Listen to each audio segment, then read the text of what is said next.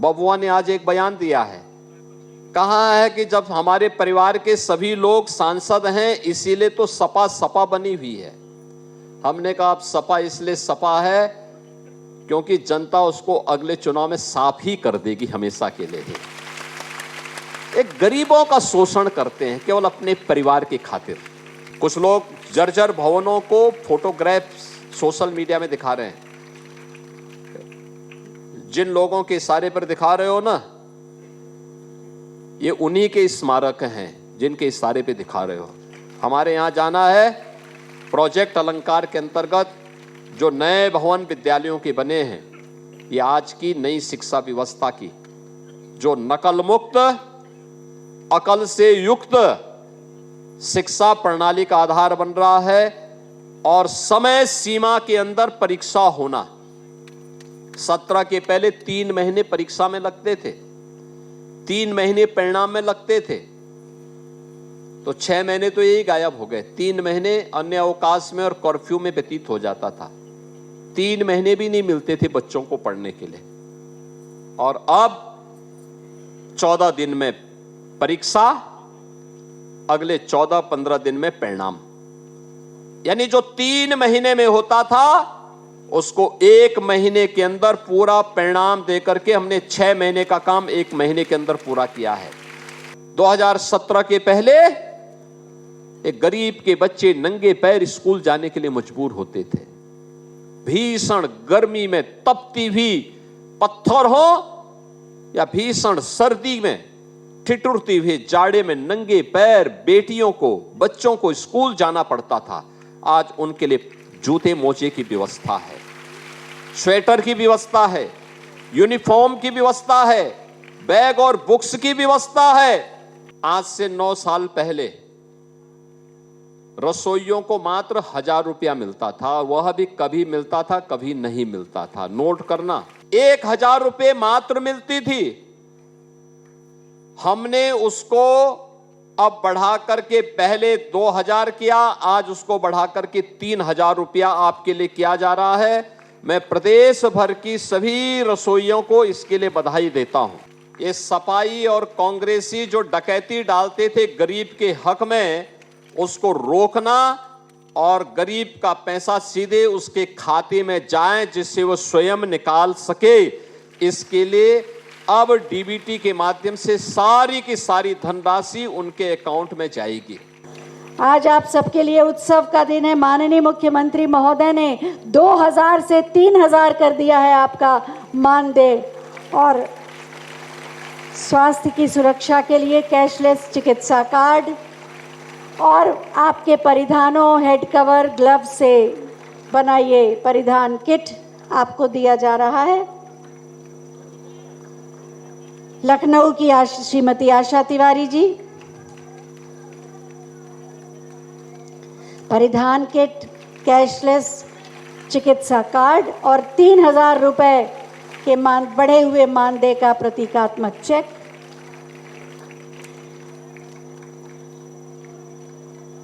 श्रीमती सुनीता गोरखपुर से,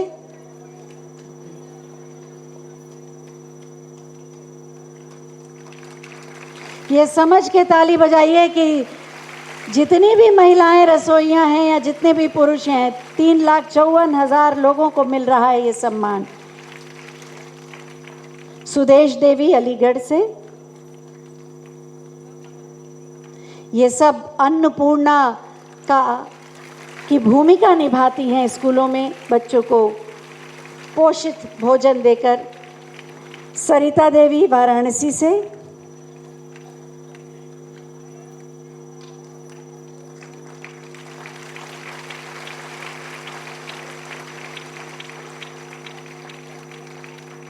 गीता देवी हरदोई से। ऊपर जो लोग बैठे हैं वो भी जरा ताली बजा दें, संगीत अधूरा सा लग रहा है।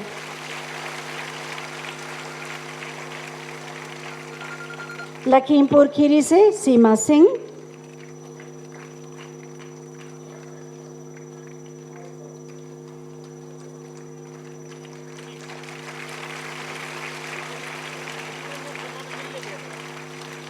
गोरखपुर से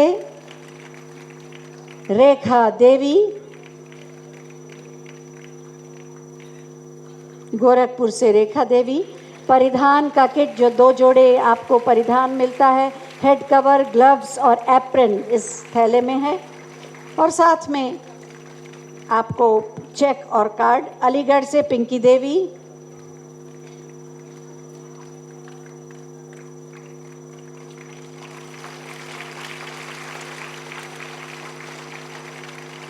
सबके चेहरे पर मुस्कुराहट। उन्नाव से श्रीमती खिलाना। बढ़ा हुआ मानदेय, कैशलेस कार्ड, परिधान का किट आत्मसम्मान और आत्मविश्वास दोनों को बढ़ा रहा है। और रायबरेली से रेखा।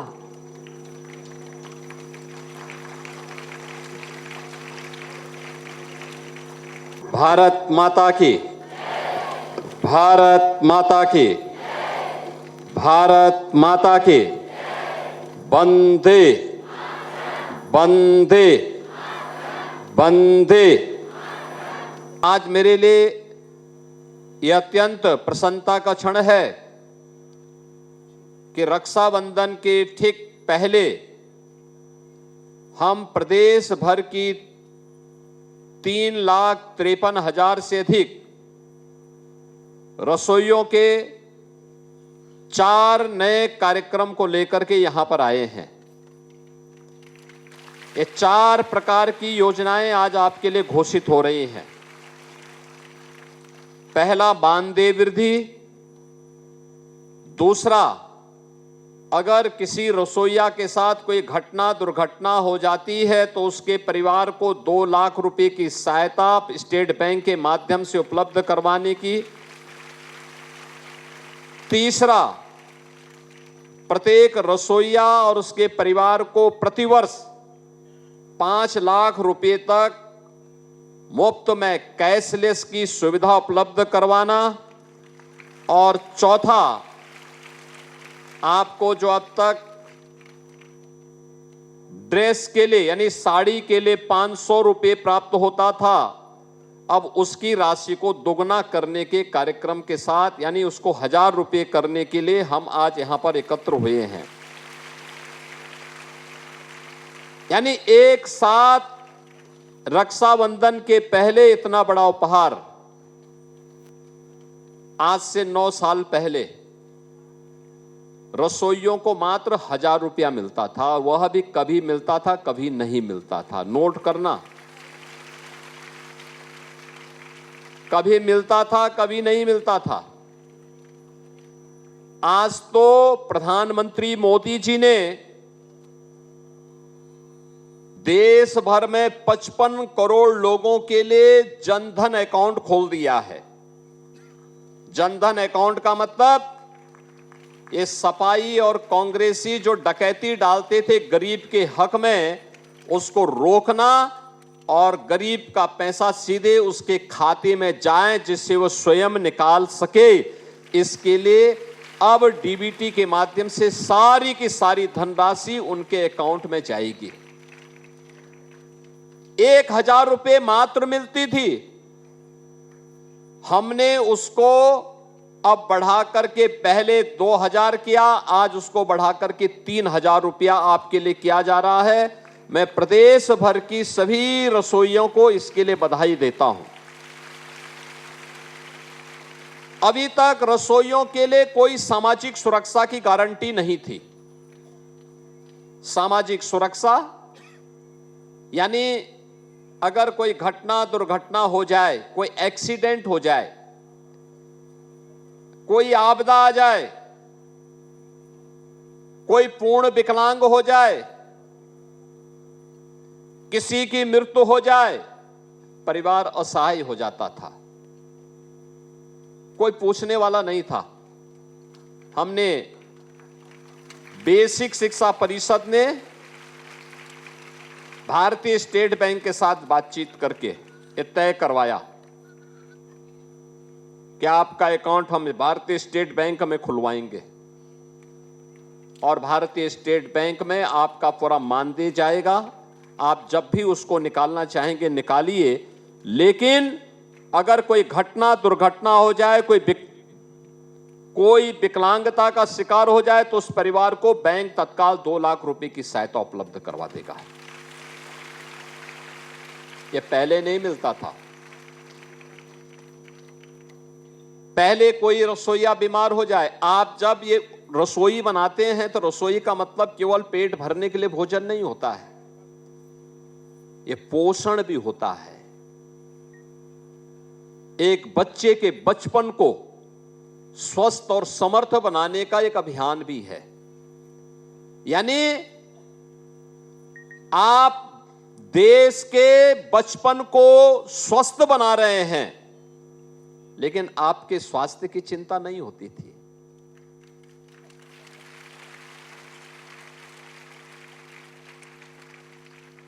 पहले क्या होता था,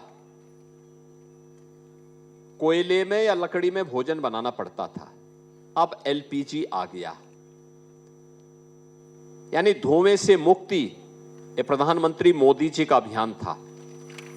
और अब प्रदेश सरकार ने कहा नहीं, धुएं से मुक्ति तो है, उससे स्वास्थ्य के लक्ष्य को तो प्राप्त किया ही गया है, लेकिन साथ साथ अगर रसोइया या उसके परिवार का कोई व्यक्ति अस्वस्थ हो जाता है तो सरकारी हॉस्पिटल के अलावा इम्पैनल्ड किसी भी प्राइवेट हॉस्पिटल में जाकर के वो उपचार करवा सके। 5 लाख रुपए प्रति वर्ष, उसको 5 लाख रुपए तक की स्वास्थ्य बीमा हम उपलब्ध करवाएंगे। यानी 5 लाख रुपए का प्रति वर्ष आप लोग अपना उपचार किसी भी इम्पैनल्ड हॉस्पिटल में करवा सकते हैं, कोई आपको मना नहीं कर सकता। ये आपको पहले कभी नहीं मिला, ये भी उपलब्ध करवाया जा रहा है।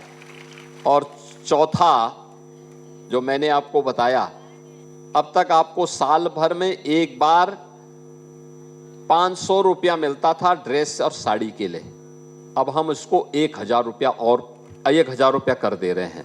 यानी 500 रुपए को दोगुना करने का काम, एक साथ 4 सुविधा का लाभ एक साथ मिल रहा है। संख्या भी कम नहीं है आपकी, 3,53,000 से अधिक। पहले ये काम इसलिए नहीं होता था क्योंकि समाजवादी पार्टी की एजेंडे में गरीब कोई मुद्दा ही नहीं था। आज आपने उनका बयान पढ़ा होगा, समाजवादी पार्टी के मुखिया का, बबुआ ने आज एक बयान दिया है, कहा है कि जब हमारे परिवार के सभी लोग सांसद हैं इसीलिए तो सपा बनी हुई है। हमने कहा अब सपा इसलिए सपा है क्योंकि जनता उसको अगले चुनाव में साफ ही कर देगी, हमेशा के लिए। एक गरीबों का शोषण करते हैं केवल अपने परिवार की खातिर। इन्होंने लूटा है, प्रदेश को गुंडा प्रदेश बना दिया था, गरीबों की जमीनों पे कब्जा करते थे, बेटी की सुरक्षा में सेंध लगाते थे, कोई सुरक्षित नहीं था, रोज दंगा, रोज फसाद। पर्व और त्योहार के पहले लोगों की खुशी छीन ली जाती थी, प्रदेश विकास ठप था, विकास के कार्य नहीं हो रहे थे। इसलिए नहीं हो रहे थे क्योंकि प्रदेश के पास कुछ था ही नहीं। आज आप देखते होंगे, कोई बेटी की सुरक्षा में सेंध लगाएगा, किसी बहन को छेड़ेगा तो मान के चलिए कि यमराज के घर जाने का उसका रास्ता तय हो गया है, अब नहीं छेड़ सकता। एक सुरक्षा की गारंटी आधी आबादी को, दंगा मुक्त और कर्फ्यू मुक्त यूपी, तो विकास हो रहा है। अब स्कूल अच्छे दिखाई दे रहे हैं, वे लोग कर नहीं पाए थे लेकिन आक्षेप जरूर लगाते हैं। आज मैं देख रहा था, जब मैं आ रहा था प्रदर्शनी लगी हुई थी, छोटे छोटे बच्चे, यानी आंगनवाड़ी बाल वाटिका में भी पढ़ने वाले बच्चे, अक्षर ज्ञान उनको है, वाक्य विन्यास कैसे होता है, ये निपुण भारत अभियान की सफलता को बताता है। अब ये केवल तीसरी क्लास तक नहीं बल्कि 5वीं क्लास तक सीधे आगे बढ़ रहा है। 6ठी, 7वीं, 8वीं के बच्चे अब कुछ नए अभियान के साथ आगे बढ़ रहे हैं। पहले उनकी यूनिफॉर्म कैसे लगती थी, बहुत खराब, और अब तो 2 यूनिफॉर्म हर बच्चे को उपलब्ध करवाई जा रहे हैं। बैग दिया जा रहा है, बॉक्स दिया जा रहा है, जूते मोजे बच्चों को उपलब्ध करवाए गए हैं। हर बच्चे के लिए साल भर में स्वेटर की व्यवस्था भी है। अब कोई गरीब का बच्चा सर्दियों में, भीषण सर्दी में ठिठुरते हुए स्कूल में नहीं आएगा, बल्कि स्वेटर पहन करके स्कूल में गरीब का बच्चा भी आएगा।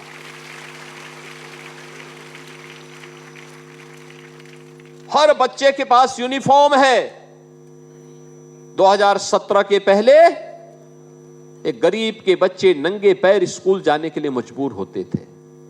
भीषण गर्मी में तपती हुई पत्थर हो या भीषण सर्दी में ठिठुरती हुई जाड़े में नंगे पैर बेटियों को, बच्चों को स्कूल जाना पड़ता था। आज उनके लिए जूते मोजे की व्यवस्था है, स्वेटर की व्यवस्था है, यूनिफॉर्म की व्यवस्था है, बैग और बुक्स की व्यवस्था है। इन सब के लिए चिंता करनी पड़ती है। जब हम लोग दिन में 18 घंटे कार्य करते हैं, एक एक योजना पे चर्चा करते हैं, एक एक विभाग के कार्यों को आगे बढ़ाने में योगदान देते हैं, तब परिणाम आते हैं। और जब बबुआ की तरह ही कोई 12 बजे सो के उठता, 2 बजे तक तैयार होता, 5 बजे जिम जाता और फिर 7 बजे वापस आकर के उनकी अपनी महफिल जम जाती, तो कहां प्रदेश के लिए समय है?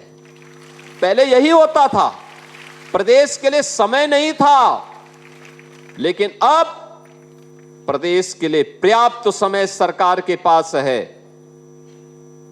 जनता जनार्दन की समस्या का समाधान का रास्ता भी है और प्रदेश को आगे बढ़ाने में कोई भी योगदान दे, रसोईया हो, आंगनबाड़ी हो, आशा वर्कर हो, गांव का चौकीदार हो, होमगार्ड का जवान हो, पीआरडी जवान हो, इन सब के मानदेय में वृद्धि करने के साथ साथ इन्हें सम्मानजनक ढंग से आगे बढ़ने के लिए भी हम तैयार कर रहे हैं। आपने देखा होगा पिछले दिनों हमने शिक्षा मित्रों के मानदेय को ही बढ़ाया, अनुदेशकों के मानदेय को ही बढ़ाया। उन्होंने तो केवल मानदेय की मांग की थी। हमने कहा मानदेय के साथ साथ आपको हम कैशलेस सुरक्षा की व्यवस्था भी दे रहे हैं और साथ साथ सामाजिक सुरक्षा की गारंटी भी उपलब्ध करवा रहे हैं। यानी अपना हो जाए तो नगद धनराशि भी परिवार के लोगों को प्राप्त होगी। शिक्षकों के बारे में भी लोग पहले क्या बोलते थे और आज यूपी के शिक्षकों का सम्मान होता है। यूपी तो प्रारंभ से ही बड़ा समृद्ध रहा है। देश भर में, कम से कम उत्तर भारत के तो विभिन्न राज्यों में, पूर्वोत्तर भारत के राज्यों में हम लोग जाते थे तो इस बात की चर्चा होती थी कि वहां के शिक्षक कहां से आए हैं? यूपी से। अरुणाचल प्रदेश में यूपी के शिक्षक, मध्य प्रदेश में यूपी के शिक्षक, राजस्थान में यूपी के शिक्षक। यूपी शिक्षा की भी भूमि थी। काशी तो प्राचीन काल की हमारी ज्ञान की आराधना की भूमि रही है। लेकिन एक समय में समाजवादी पार्टी ने क्या व्यवस्था बना दी थी कि नकल हमारा जन्मसिद्ध अधिकार है। और जो बाबूजी कल्याण सिंह जी ने प्रदेश को एक पहचान दी थी, समाजवादी पार्टी ने एक झटके में नकल के माध्यम से प्रदेश के अकल को ही नीलाम करने का काम किया था। परिणाम क्या था? पहचान का संकट। यूपी का नौजवान, यूपी की माताएं बहनें, यूपी का व्यापारी, यूपी का शिक्षक यूपी के बाहर जाता था, पहचान का संकट उसके सामने आती थी। आज मैं कह सकता हूं यूपी के किसी व्यक्ति के सामने पहचान का संकट नहीं है। कोई जाता है, अगर सामने वाला पहचान नहीं रहा है, अगर आपने कह दिया कि मैं उत्तर प्रदेश से हूं, मैं लखनऊ से हूं, मैं गोरखपुर से हूं, मैं अयोध्या से हूं, मैं हरदोई से हूं, मैं उन्नाव से हूं, मैं अलीगढ़ से हूं, या मुरादाबाद, मेरठ या किसी भी जिले का, झांसी, चित्रकूट, किसी भी जिले का आपने नाम ले लिया, तो सामने वाला व्यक्ति सम्मान के साथ खड़ा होकर के आपसे गले मिलने के लिए उतावला दिखाई देता है। यह है सम्मान, यह है सम्मान। आज यूपी से हर व्यक्ति जुड़ना चाहता है। पहले जुड़ने की बात तो दूर, देख करके सुन करके ही वहां से वो अपने आप को बाहर कर देता था।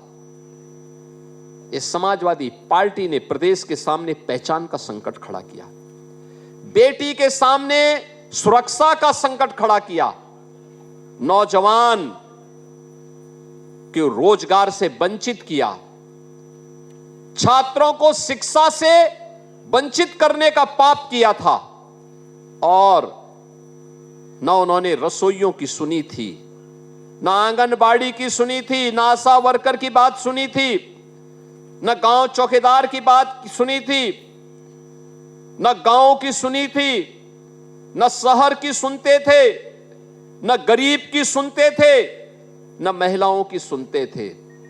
सुनने के लिए समय चाहिए, समय के साथ साथ सामर्थ्य चाहिए, उसे लागू करने के लिए उस प्रकार के संसाधन भी चाहिए, संसाधन के लिए उस प्रकार के संसाधन जुटाने की सामर्थ्य भी चाहिए।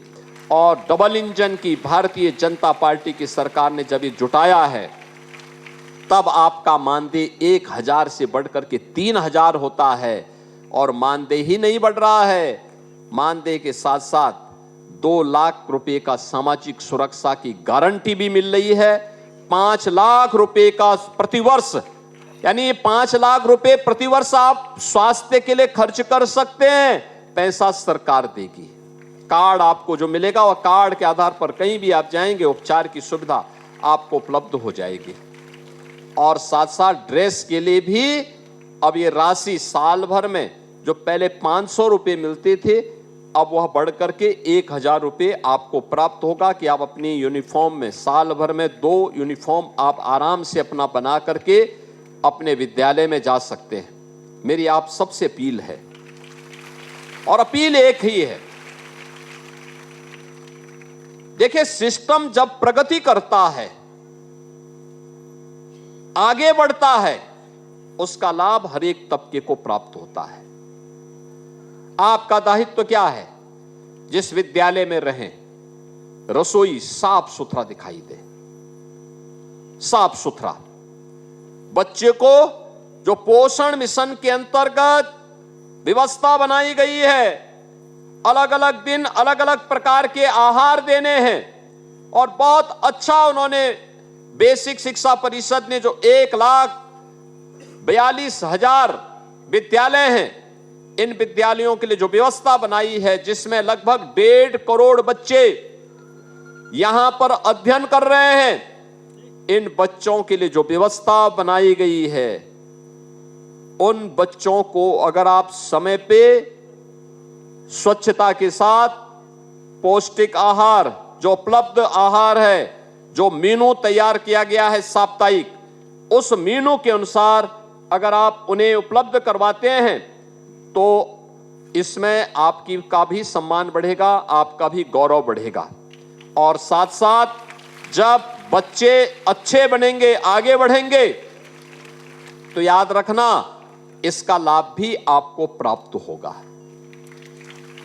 क्योंकि यही बच्चे हमारे भविष्य हैं। वही बच्चे आपके प्रति सम्मान का भाव रखेंगे।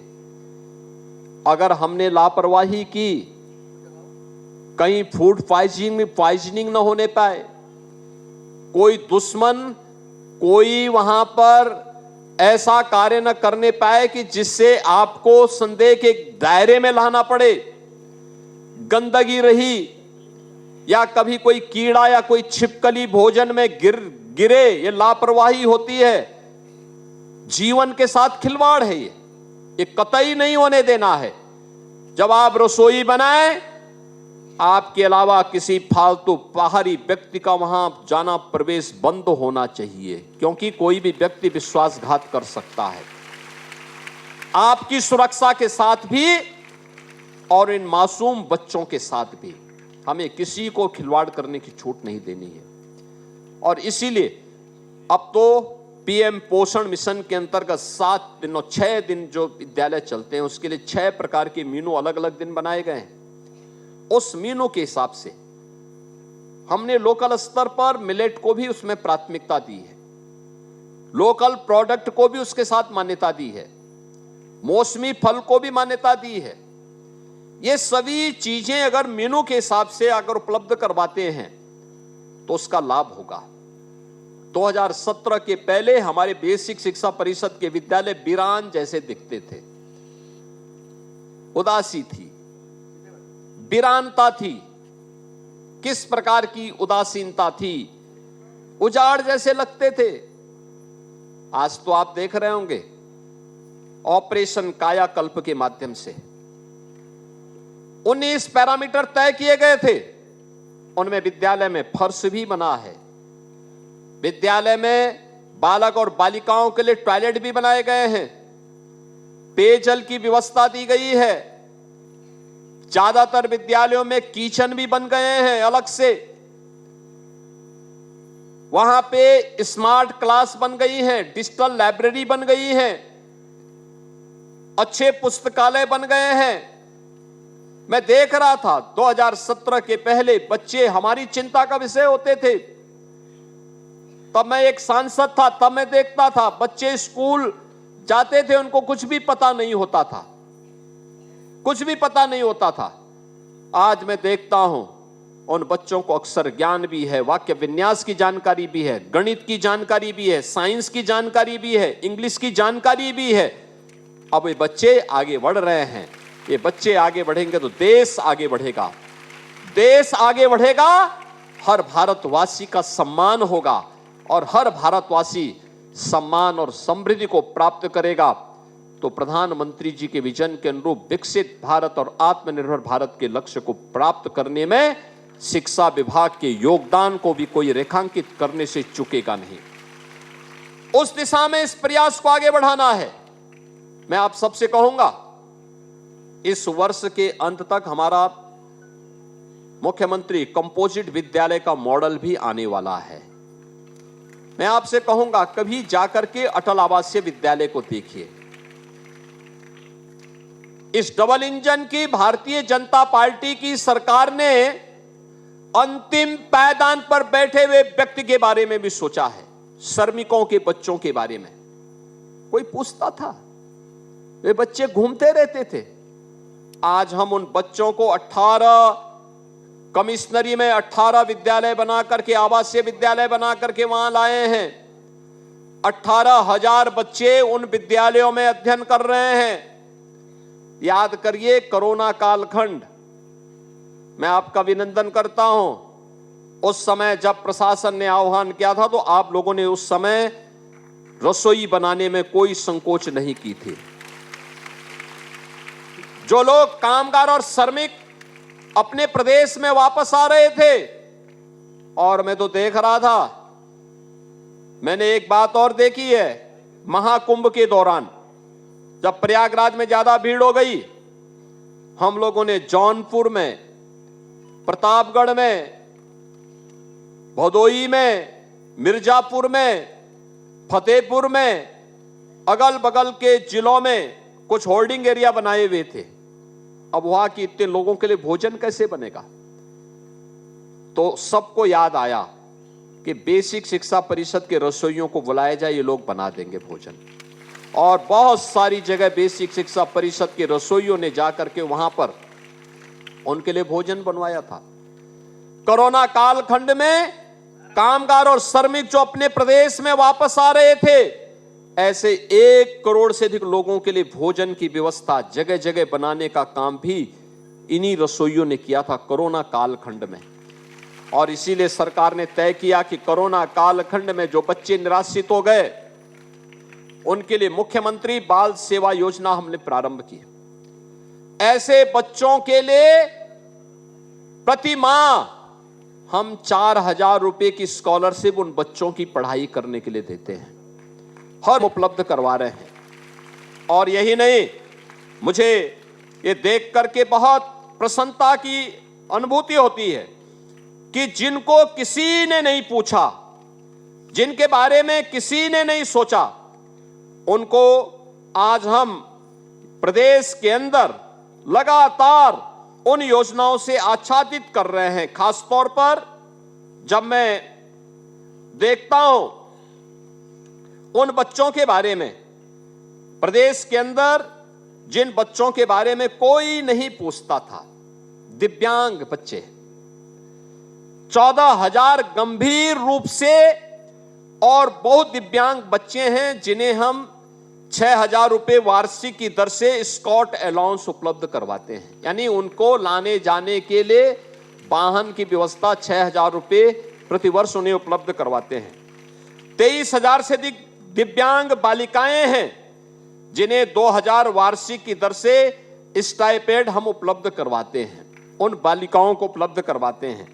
और 23,000 से अधिक ऐसे दिव्यांग बच्चों को हम लोगों ने सहायक उपकरण, tricycle, wheel chair, Baisakhi, hearing aid, ये सभी उपलब्ध करवाए हैं। और पहली से 8वीं क्लास तक 2,793 पूर्ण दृष्टिबाधित बच्चों को ब्रेल पाठ्य पुस्तकें, 4,438 अल्प दृष्टित बच्चों को इन लार्ज प्रिंट की पाठ्य पुस्तकें भी उपलब्ध करवाने का कार्य बेसिक शिक्षा परिषद ने किया है। आज मुझे बताते हुए प्रसन्नता है कि हम लोगों ने जो स्कूल मर्जर किए थे, वहां पे बाल वाटिकाओं का संचालन करते हुए स्पेशल एजुकेटर का भी वहां तैनाती की है और 10,000 से अधिक ऐसे एजुकेटर तैनात करते हुए वहां पे हम लोगों ने उन बच्चों को पोषण से युक्त करने की दिशा में एक कदम बढ़ाया है।